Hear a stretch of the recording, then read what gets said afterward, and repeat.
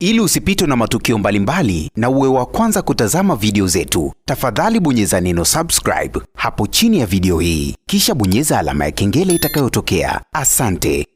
Mange Kimambi siku ya leo amezua gumzo kubwa sana mitandaoni baada tu ya kumzungumzia mzazi mwenzake na msanii Diamond Platnumz. Tumeweza kushuhudia namna ambavyo msanii Diamond amemtambulisha mzazi mwenzake na kuonesha wazi kwamba yeye sio tu ana mtoto wa kike mmoja, ana watoto wa kike wawili. Watu wengi sana tulikuwa tunamjua Tifa, lakini huyu Taia tulikuwa hatumjui. Baadaye Diamond Platnumz akaona hawezi kabisa kuanza mwaka 2026 na hii siri akaamua kuianika katika familia yake, kumweleza mama yake, kuieleza familia yake, kumweleza mke wake Zuchu, ili mradi tu kila mtu ambaye yupo katika hiyo familia aweze kuelewa kuna mwanafamilia mwingine ambaye yupo. Na siku ya jana tumeweza kuona Diamond ameweza kumtambulisha mzazi mwenzake kwa mara ya kwanza. Hatujawahi kumjua huyu dada, hatujawahi kumuona popote. Watu wengi wakawa wanatamani kufahamu kuhusiana na huyu dada.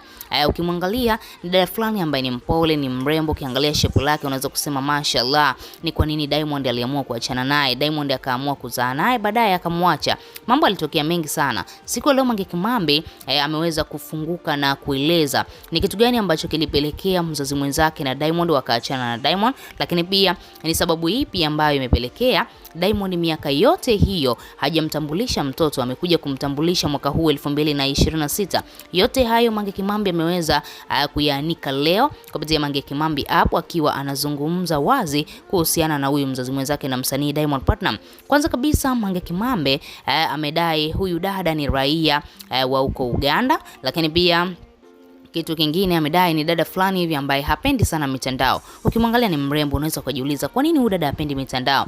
Angekuwa ni mwanamke mwingine wa hapa Tanzania amezaa na Diamond, basi dunia nzima ingejua kwamba huyu dada amezaa na msanii Diamond. Lakini unaweza kuona Diamond Platnumz ameshapata watoto na Zari. Na Zari naye unaambiwa ni mtu wa Uganda, lakini pia huyu dada mama Taia ni mtu wa Uganda. Sasa Mange Kimambi anakuambia ilianzia wapi na ikaishia wapi na ni kwa nini waliachana. Mange Kimambi kwanza kabisa amedai huyu dada baada tu ya kukutana na Diamond Platnumz, unaambiwa walikutana katika show tu. Diamond alikuwa anafanya huko Uganda, akamuona, akampenda, basi akafanya mpango. Na kipindi hicho ukiangalia Diamond ndo anaanza kuhiti, anaanza kujulikana. Sasa na huyu dada ni mtoto wa kishua.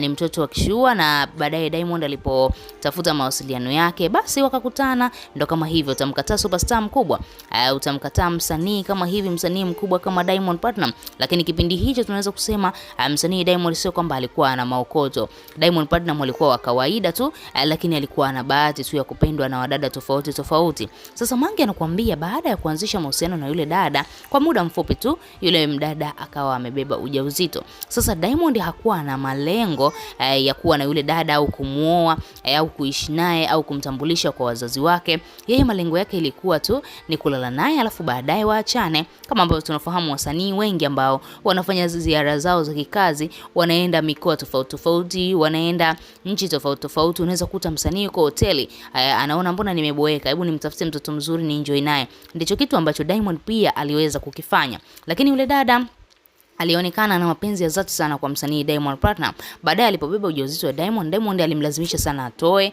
lakini ilishindikana. Yule dada akamwambia mimi siwezi kutoa ujauzito, basi kama utamkataa huyu mtoto mimi nitamwangalia mwenyewe.